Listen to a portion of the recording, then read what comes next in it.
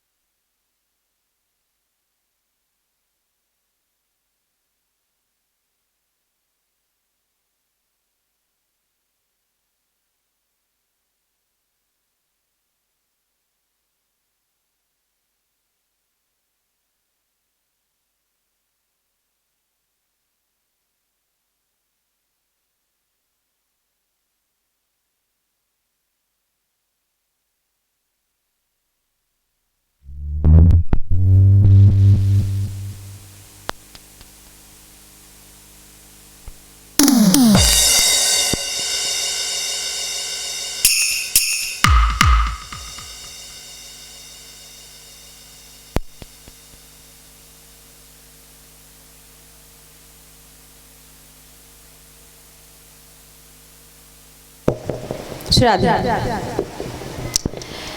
भगवान रथ में बिठा के जैसे ही जा रहे, रुक्मिणी को सूचना मिली। रुक्मिणी ने पीछा किया। अब भगवान का रथ तो हवा में बात कर रहा है।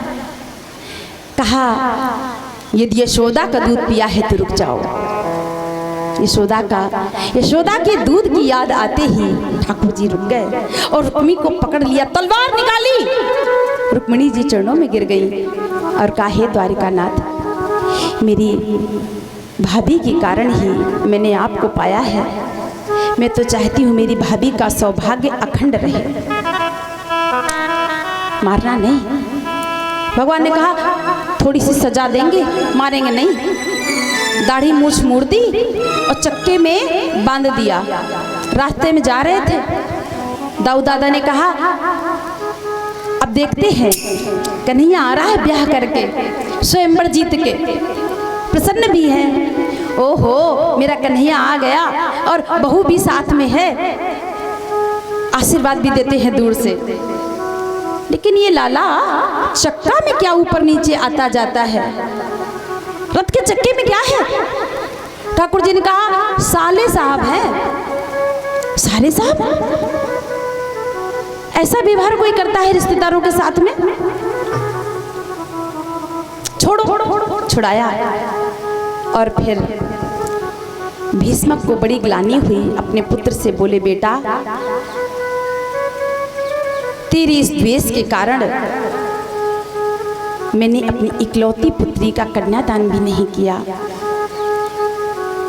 मुझे तो बचपन में ही ज्ञात हो गया था, जब मेरी रुक्मिणी छोटी सी थी मुझे नारद जी ने बताया था ये साक्षात लक्ष्मी है और लक्ष्मी द्वारिका नाथ के सिवा किसी और का वर्णन नहीं कर सकती, क्योंकि द्वारिका नाथ स्वयं नारायण है। नारायण लक्ष्मी के सिवा, लक्ष्मी द्वारिका नारायण के सिवा किसी और का वर्ण नहीं कर सकती। अपना दुराग्रह छोड़ो। फिर तो द्वारिकानाथ द्वारिका गए और वहाँ कुमकुम पत्रिका भेजी गई कुंदनपुर से। वसुदेव जी बारात लेकर आ रहे हैं, मेरे द्वारिकानाथ आज दूल्हा बने हैं। बारात आ रही है, बारात आई है, सबने खूब स्वागत किया। भीष्मक राजा ने अपनी पुत्री का कन्यादान किया। पहले पूजन यजमान करेंगे, यजमान पूजन करके अपने स्थान पर बैठ जाएंगे और जिनको पूजन करना है सिर्फ वो माताएं उठेंगी, बाकी सब लोग बैठे रहेंगे। जिनको भी पूजन करना है वो लोग उठेंगे और शांति का सहयोग करेंगे सभी लोग। हम लोग थोड़ा भजन गाएंगे।